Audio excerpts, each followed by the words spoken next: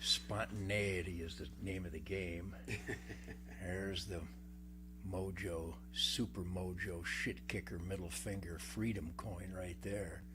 There's a Ted Nugent Spirit Campfire brought to you by Defiance, critical thinking, and being the original Aboriginal independent leader of the clan. What does that say? The Ted Nugent, the real Homeland Security chief. Hey, welcome to the Ted Nugent Spirit Campfire. It's all spontaneous. Look, I got a spontaneous combustion going here. Today I'm calling the Ted Nugent Spirit Campfire Nugefireballz.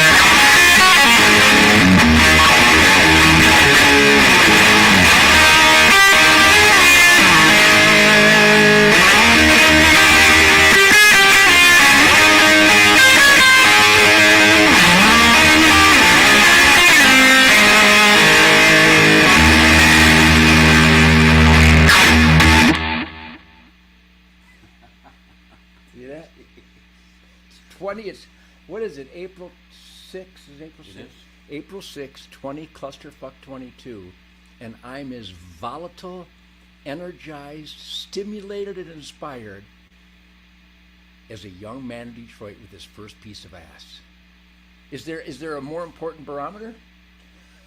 Perhaps not. Perhaps not!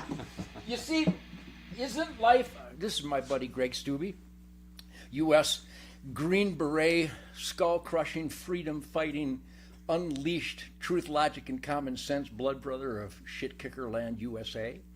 And Uncle Ted reporting for duty. Get over this side a little bit more. Okay, here. So anyhow, we're in the Ted Nugent free-for-all Cuckoo's Nest man cave, And Greg has come back because he did a cull on my pond. He reduced the fish population. Greetings, Greg. I'm going to shut up now. But see how excited I am as an old man? No one wants you to shut up, Ted. Oh, believe me, there are some. And they are in the liability column. So welcome back to Spirit Wild Ranch. Thank you. Welcome back to the freedom and the not unique, but getting rarer by the hour, unleashed truth, logic, and common sense First Amendment celebration. Let's start with the First Amendment, shall we?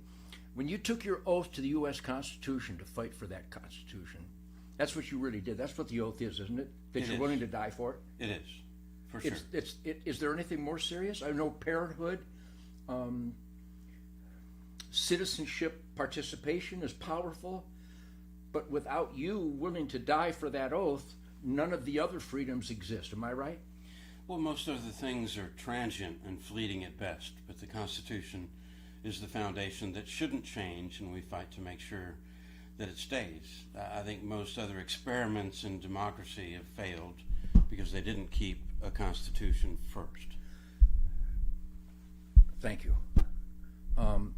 We're here on a spontaneous Ted Nugent Spirit Campfire because when Greg comes out, even though he'd rather be fishing, no, I think you'd rather be celebrating the guideposts of your quality of life and the sacrifices you've seen made for that quality of life, and you've made yourself.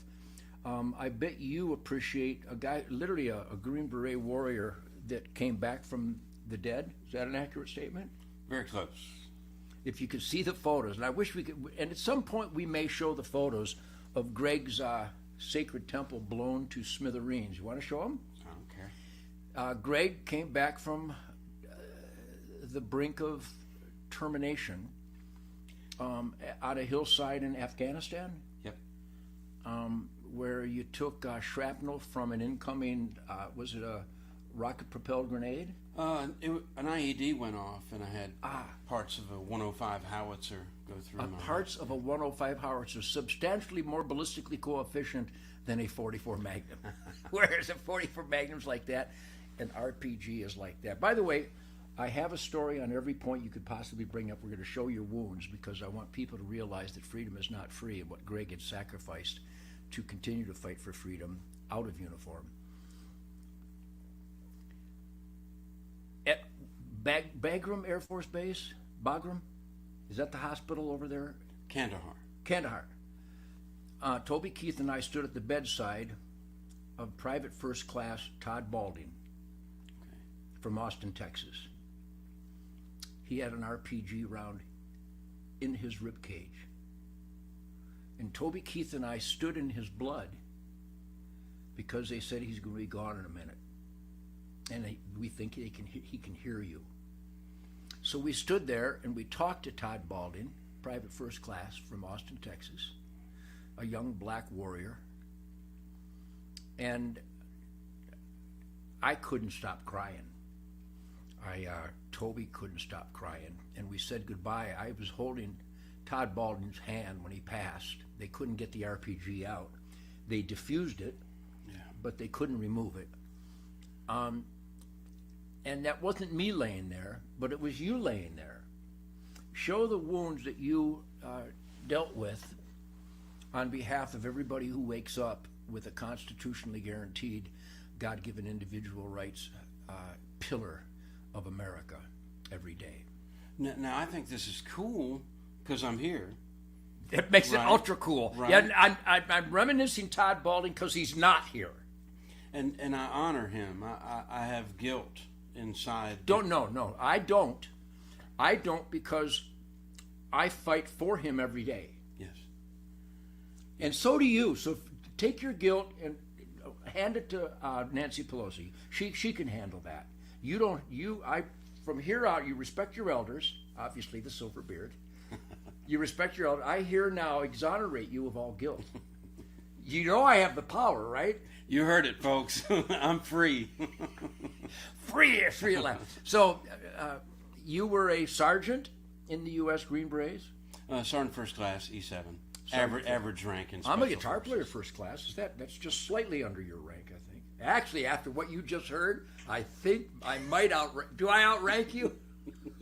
If rank is actually an English word that represents a certain stank, a certain foul odor, then I obviously outrank you. Well, I've never rank odor.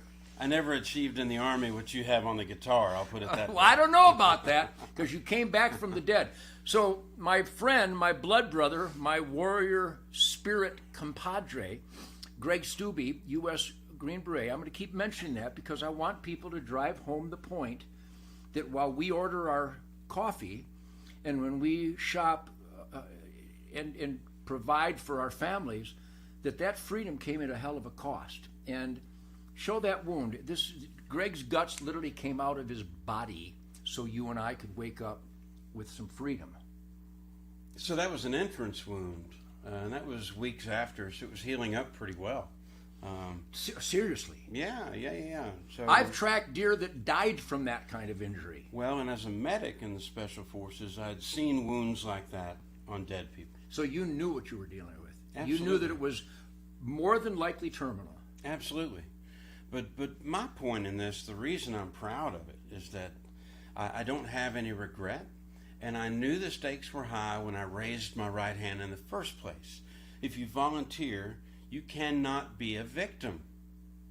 It disqualifies you. Period. Right, and for me, I was either wounded or a warrior, and I didn't know how to be both. So I choose to be a warrior.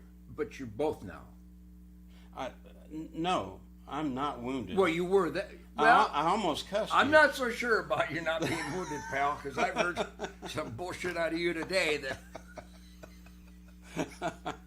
But we laugh, which is the ultimate cure, is it not? And you were treated at the Brooks Medical Facility in San Antonio, Texas. That's right. Spent extended time there. Had third-degree burns, full thickness, and they're the world's foremost burn treatment center. So my other wounds were treated in conjunction with the burns, and it landed me in Texas, and what a blessing that was, because it was hunting and fishing and hanging out in Texas that made me better. Well, let me also share a story that a lot of people don't know, and I'm not bragging except celebrating that even goofy guitar players who not only wrote Wango Tango, I actually meant it. It was autobiographical. And I hope you dance naked to it as often as God allows you. Which, by the way, if you're dancing with your clothes on to my music, you're missing the whole point. The point is about Brooks Medical Facility. Shemaine and I were invited down there by the Operation Finally Home charity, which we are involved with, which creates beautiful custom homes for those who have sacrificed their legs and their arms and their skin and their eyeballs in the U.S. military. A great organization, Operation Finally Home. .org, I believe it is, and there's a bunch of them out there. We can talk about more of them, but there's so many military charities that you should seek and assist at whatever level you so choose, but please do choose a level to say thank you for the freedom that they provide every day. So Shemaine and I went to the Brooks Medical Facility, and we're meeting with a bunch of heroes that were severely burned because it's a burn specialty treatment, right, Brooks? Yes. And John Kulikowski, some wild-ass Polak name. I don't know which Owski it was, but John something Owski, great Polak warrior. Chanina Gwumpke. What are some other Polak? Bratwurst? I don't know. And I digress, but I try to keep things buoyant. So anyhow, we're keeping things buoyant, and I got John, who for his burns was stretched out on a cross. And I had to get all suited up so that no bacteria could possibly be transmitted, though the scientists are still trying to figure out why my bacteria actually is beneficial. You get downwind of my...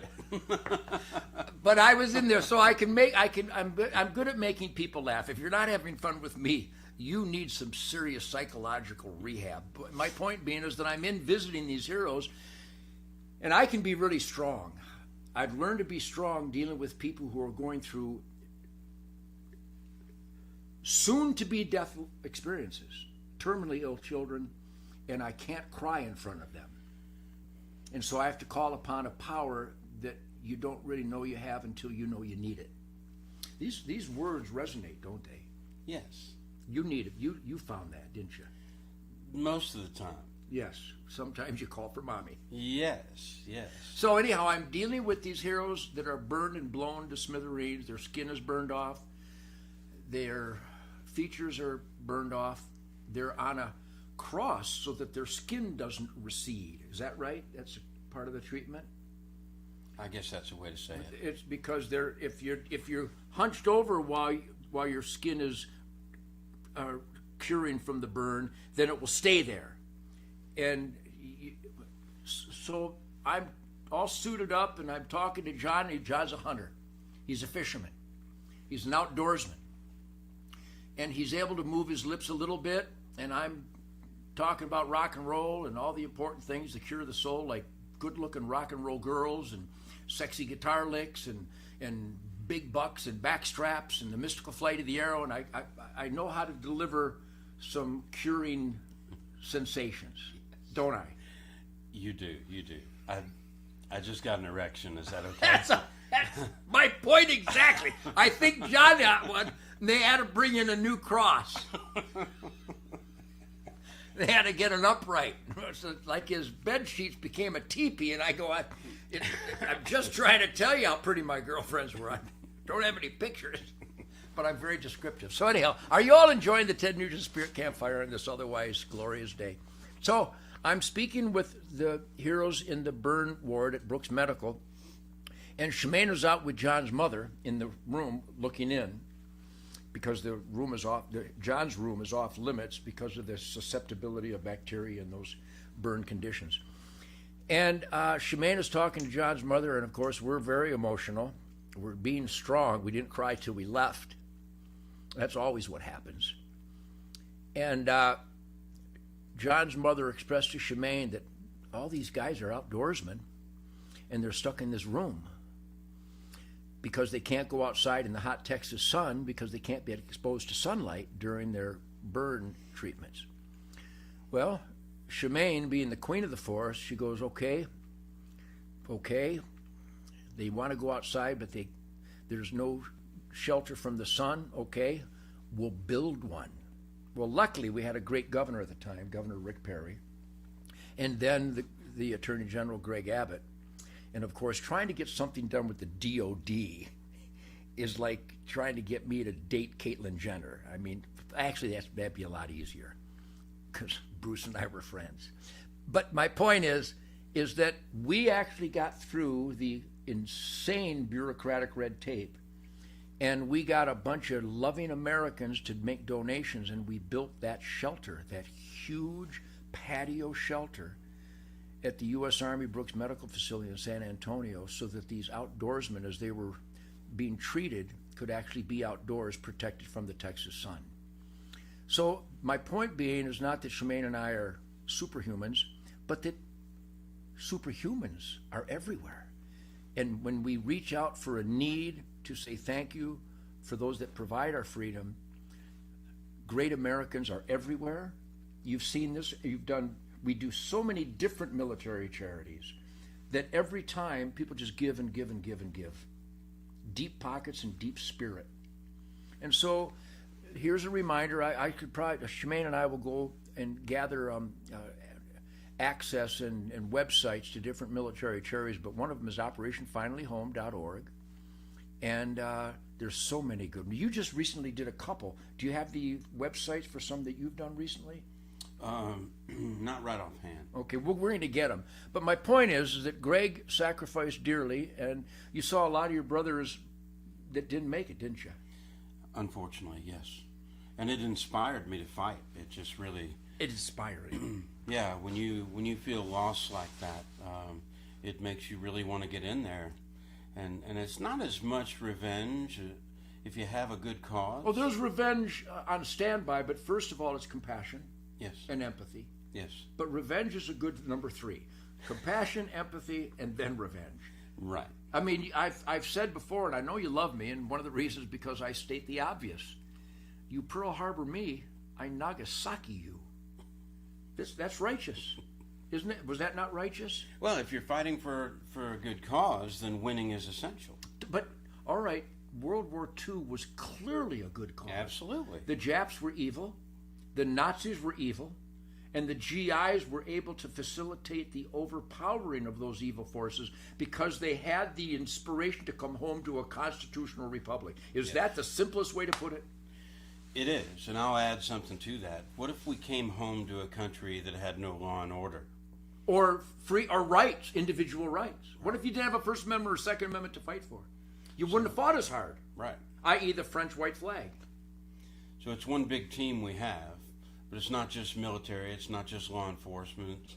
It's citizens standing up for what we believe and voting their conscience and living by the principles the country was founded on. And that your buddies died for. Yes. Is that not, for all the remedy that you had to go through for your physical wounds, isn't the knowledge that the people really do care and that they will live a good life because you provided the freedoms to live that good life, isn't that a spiritual cure for you guys? It is. It's validation to the extreme to come home to a nation that loves us, that appreciates us, and it's not lost on me that it wasn't so long ago that soldiers came home from Vietnam and they were not appreciated, or it wasn't shown to the degree that it is today. So we're really effectively spoiled brats compared to veterans from other generations. And if I may, I think America has substantially, maybe not thoroughly, but substantially apologized for the Vietnam debacle and criminal acts by our government and heartless, soulless acts by the citizen who spit upon heroes that literally went over there with the belief in their Department of Defense. They believed in their superiors. They believed that their superiors were respecting the oath as the warriors were. But then to come home after dragging their buddies out in body bags and to be spit at, what a horrible chapter in America.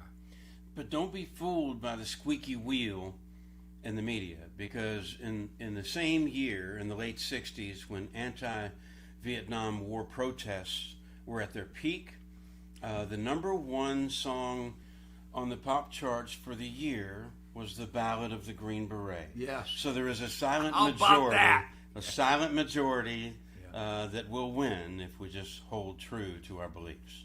Well, without leaving the Vietnam clusterfuck, the protests had a foundation in righteousness because our government was lying to us.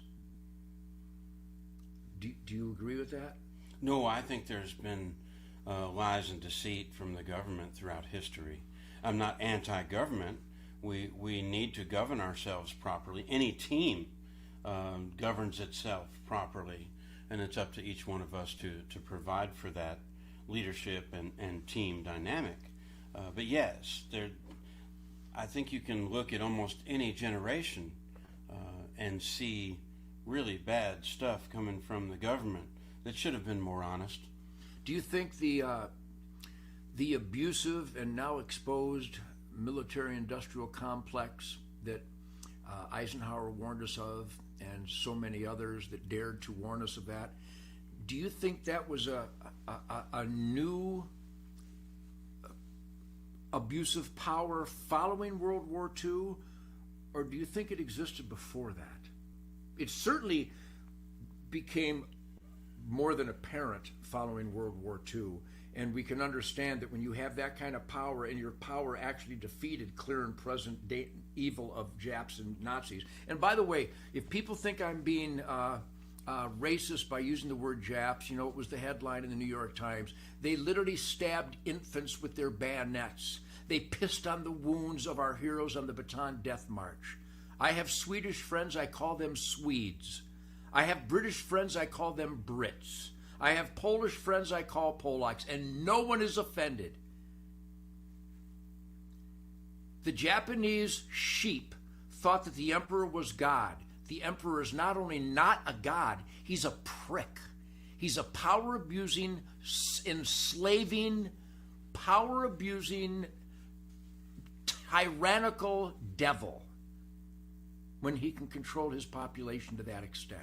So all I want from the Japanese people is a big thank you for saving your lives and extracting you from the emperor's prickish slavery. And if anybody would like to debate me on that, call 1-800-NUMBNUT, and Michael Moore will answer the phone and tell you why personal hygiene is superfluous.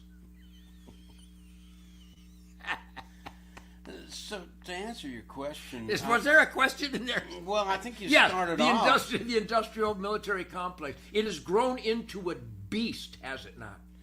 Yes, and to me, I think that the military should never, ever be involved in personal pleasure or profit on any level.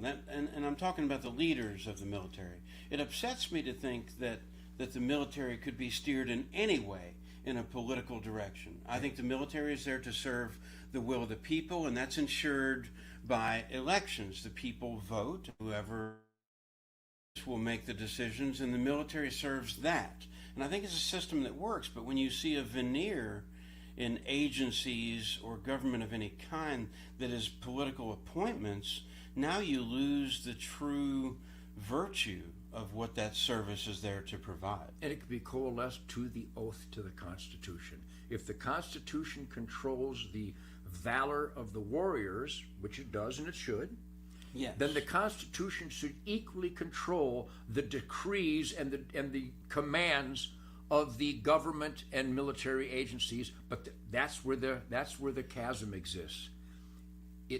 I don't believe it does anymore. Now, there's some great military leaders, yes. Yeah, but when you got a Mark Milley saying what he says as the Joint Chiefs of Staff, all faith is out the window, I'm afraid.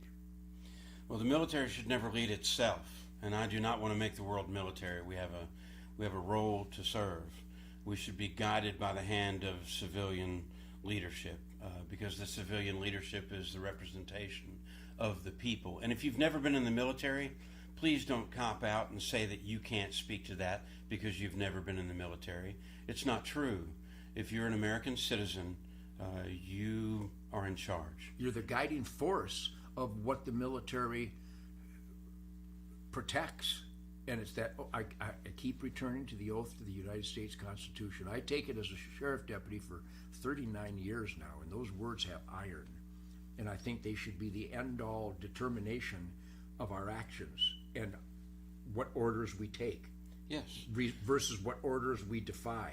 And those orders should represent the will of the people. Yes, and we in military and law enforcement should serve only the will of the people. Yep, so salute to the heroes of the military and those warriors in law enforcement who adhere to their sacred oath.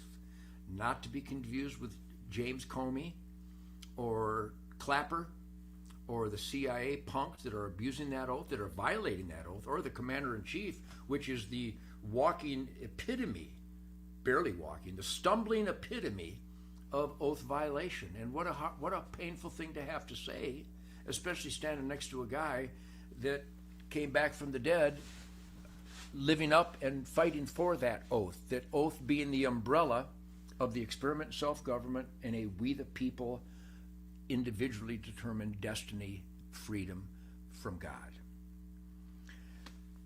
Hallelujah. And I'm just a guitar player, and I figured that all by myself, in spite of my being in the American anti-education system. When I graduated high school in 1967, I didn't know shit.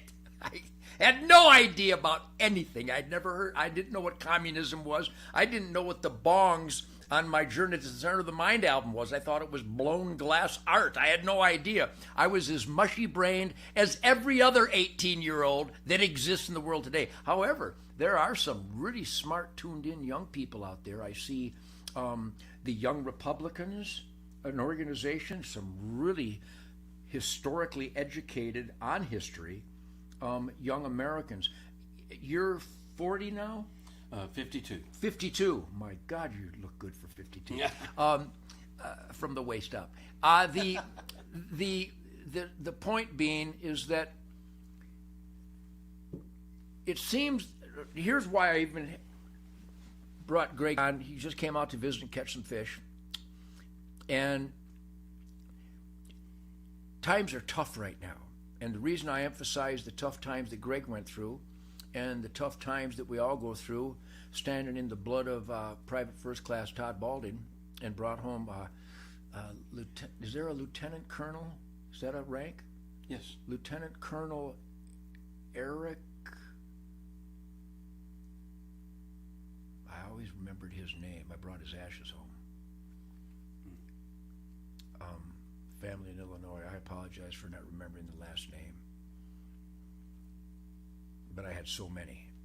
Point being is that everybody on here, thank you for the supporting the Ted Nugent Spirit Campfire, because it is about truth, logic, and common sense. Not my truth, logic, and common sense. Truth, logic, and common sense. It's all truthful. It's all logical as hell. And it's very commonly sensible out there. And I know that's what guides your quality of life and your discipline, your work ethic, your prioritization, God, family, country, Constitution, Bill of Rights, Ten Commandments, Golden Rule, Declaration of Independence, the man in the arena, the great white buffalo, enjoying the storms, heading straight into the storm to be the best that you can be, and law and order. All that radical, controversial stuff. Can you believe that stuff is radical and controversial? I don't know why it would be if you're living right. Except that the forces of government, the forces of big tech, the forces of media, academia, and Hollywood all think that stuff is bad. They think God, family, country, Constitution, Bill of Rights is bad. They got somebody going to be the Supreme Court. Ooh, not just a court, the Supreme Court. Not of just any justice, the Supreme Court of the United States. Who can't tell you what a woman is?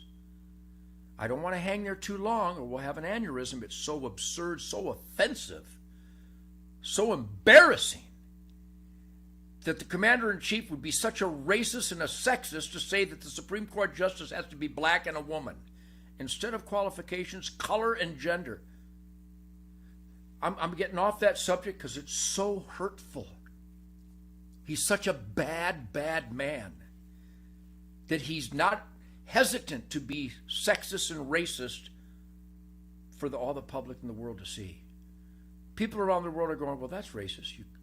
You're identifying by color, not content of character. Well, that's racist. And who's being the racist? The President of the United States?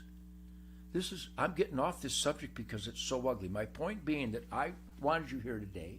We could just be fishing, which we will be shortly. But people are suffering out there. They're confused. They see that kind of atrocity and they're going, God, what,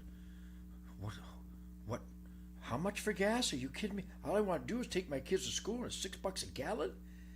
I want to buy a loaf of bread and it costs 4 times what it did a couple years. People are hurting. People, you are the great white buffalo. You can face the storm. You can call on the reserves. You have reserves. And in this day and age of cush, and by the way, the worst day in America, pretty cushy. The cush will give you a false impression of how strong you are. You are super strong.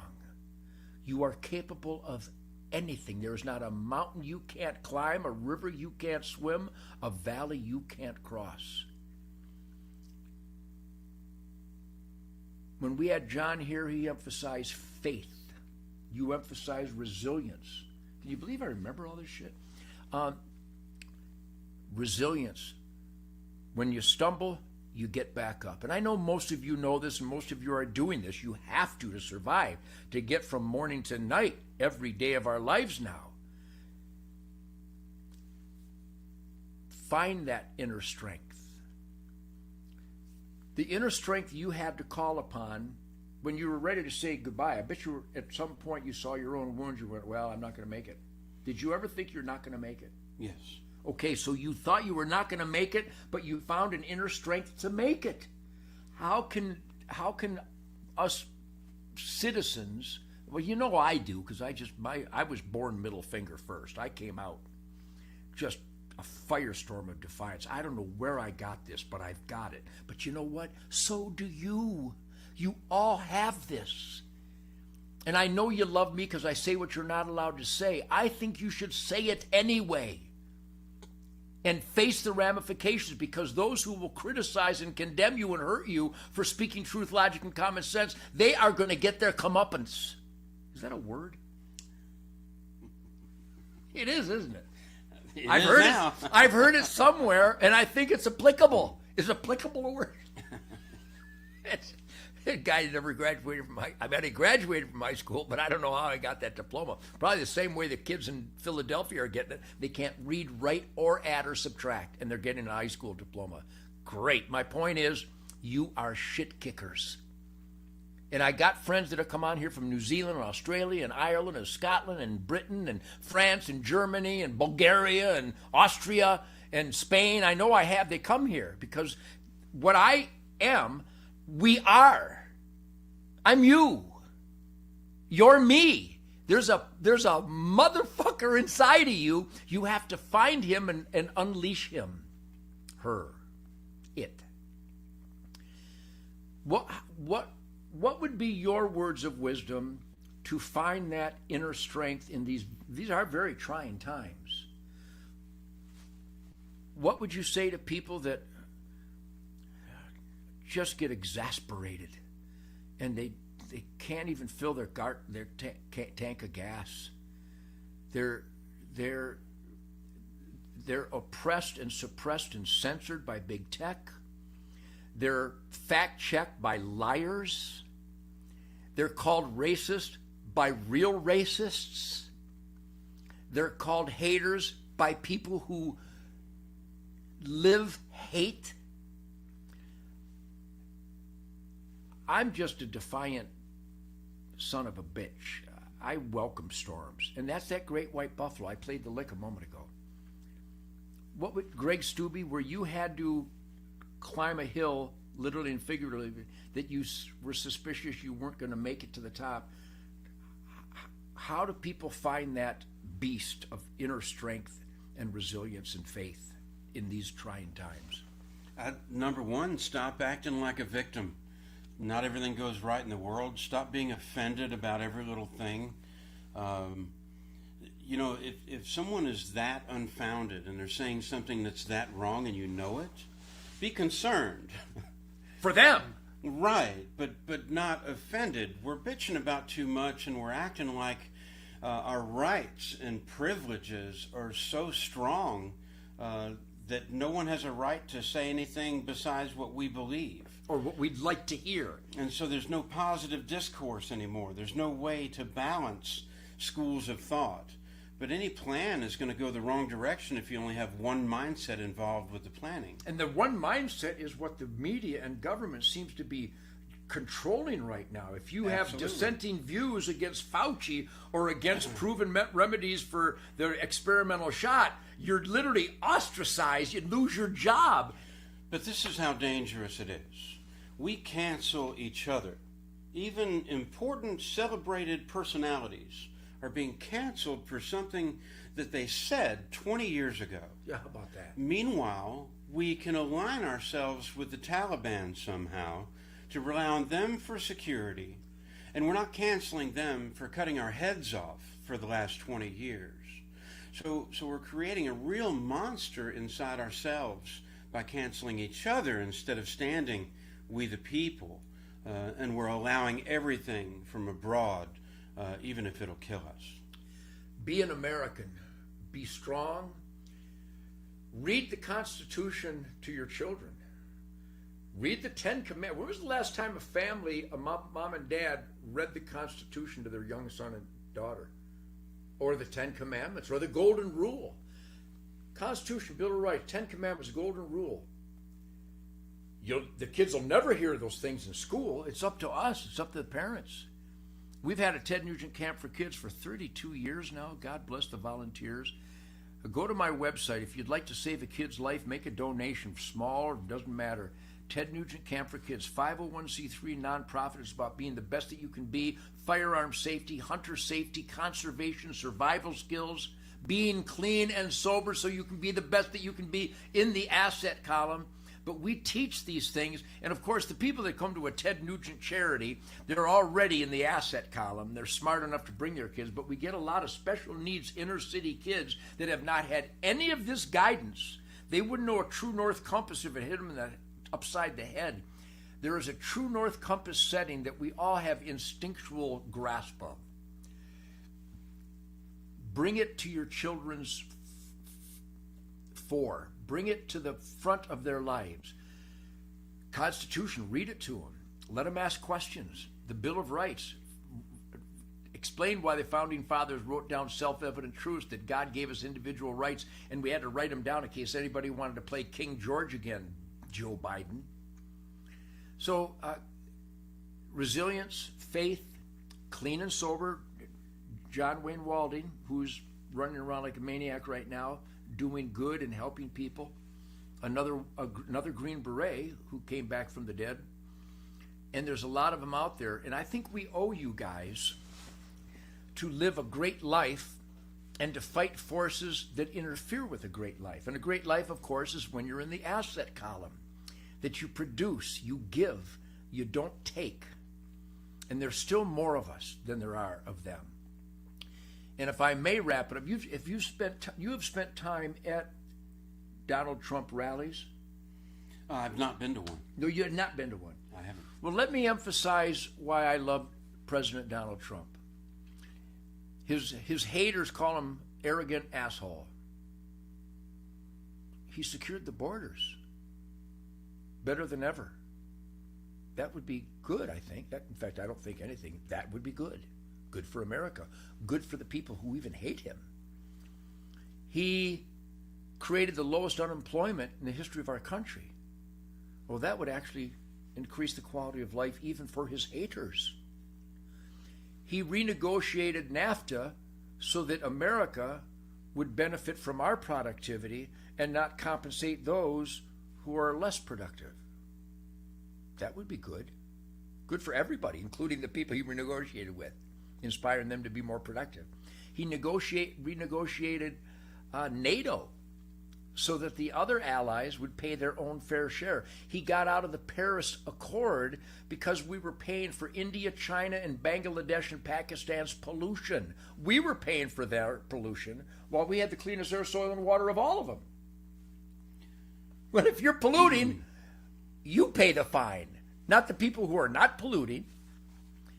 I could go on, but everything down. Well, what about he banned bump stocks? Yeah, that was stupid. That was an ignorant move on Donald Trump's part because someone lied to him that bump stocks were a source of danger to Americans. They're not. The Las Vegas shooter, no bump stocks. Didn't use bump stocks. I know what bump stocks do. They make you less effective. They make you less accurate. They make you less deadly. Bump stocks, inconsequential in the world of engineered recidivism and mad people going mad. He alluded to red flag laws because on the surface it sounds like, well, if somebody's really dangerous, they shouldn't have a gun. Well, who would be the person determining that person is dangerous? Maybe an ex-girlfriend? And that's what red flag laws do. Right. If your neighbor just doesn't like you, he could lie to the authorities and go, yeah, he's dangerous. He's like pointing his bow and arrow at my dog. Well, we better go take his guns because he was pointing his bow and arrow at the guy's dog. No, he wasn't. So people, this is an experiment in self-government. At all those rallies, I witnessed something that has never happened in the history of humankind. Except in China, where the military is looking at the citizens with face identification, and if you don't praise the Chinese, what is he? Is he a president? What is he? What's this Chang Yang Fui? What is his rank? He's the tyrant. He's the emperor. I've heard him called President Xi. President, and if you don't praise him, they'll kill you. Never in the history of mankind has the largest attendance of citizens ever chanted, "We love you. We love you," because he secured the border, created the lowest unemployment, and encouraged positivity, entrepreneurial challenge, and all things good. Meanwhile, with 20, 30, 40,000 people in attendance chanting, "We love you" to Donald Trump, Joe Biden stumbled to form a sentence in front of 8 of his supporters. And this guy won the vote in 2020? You've got to be kidding me. Who is that stupid?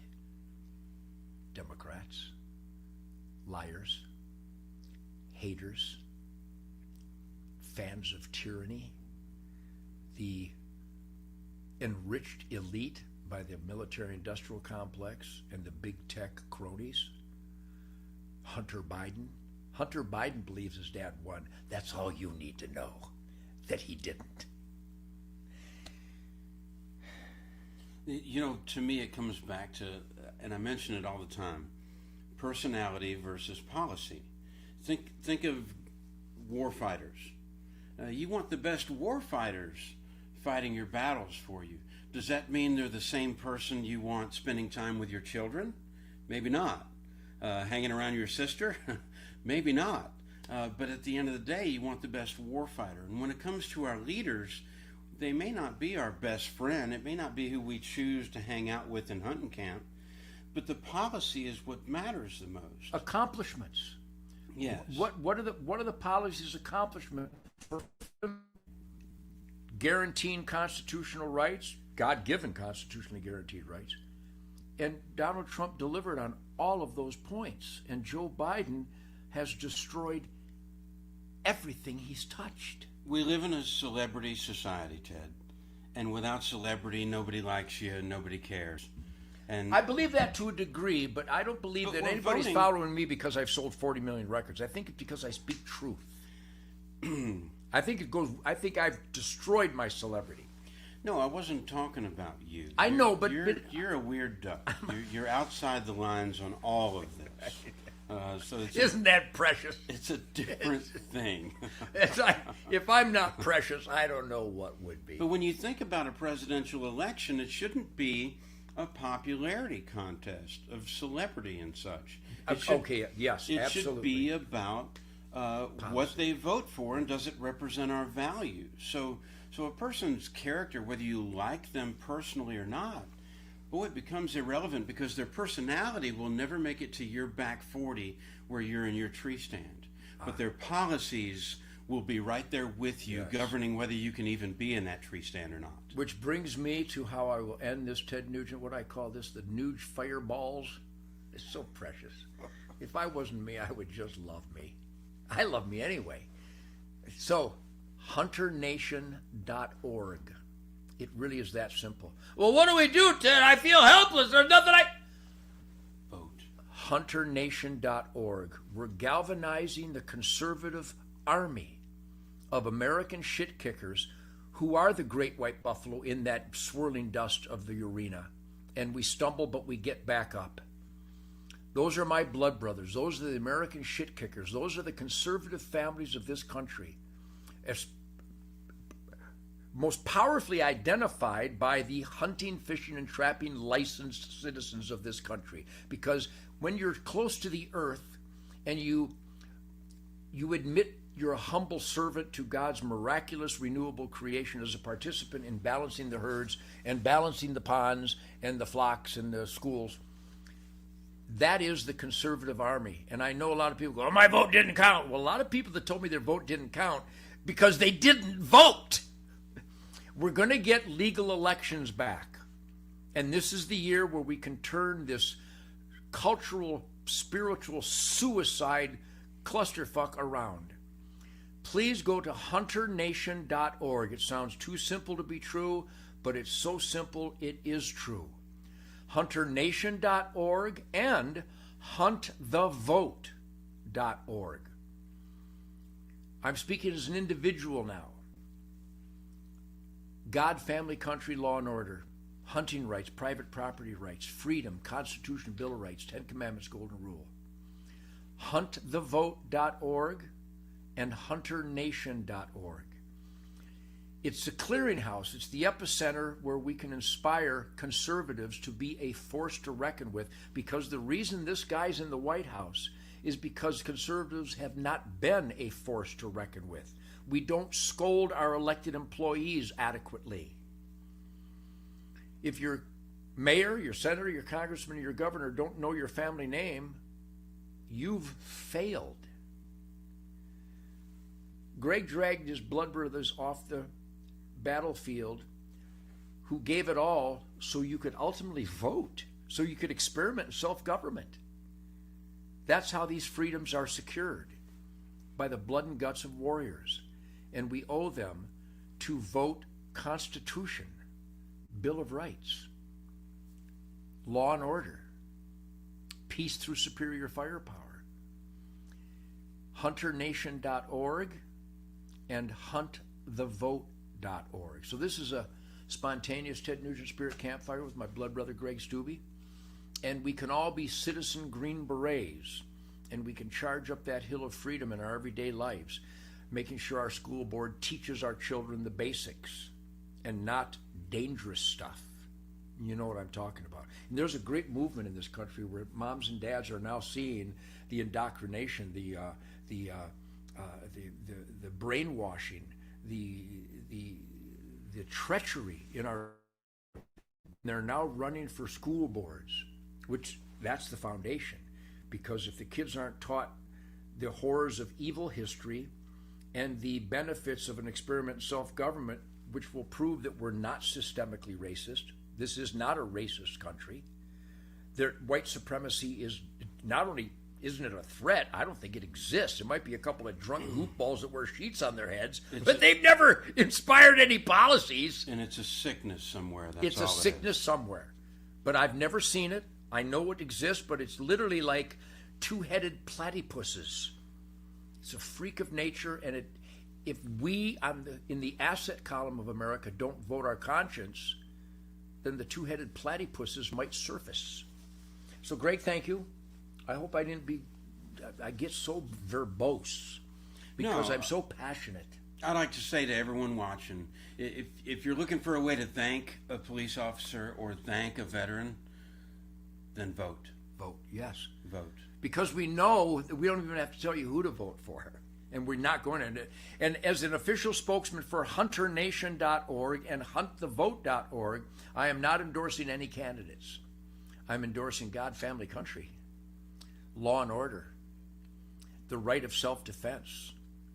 The God-given individual rights is guaranteed by the sacred Constitution of the United States. And by the way, when I started out, I don't know if you've ever seen a spirit campfire through an apparatus, and I don't know how you people receive this guitar tone, but in this room, is that guitar tone not insanely wonderful?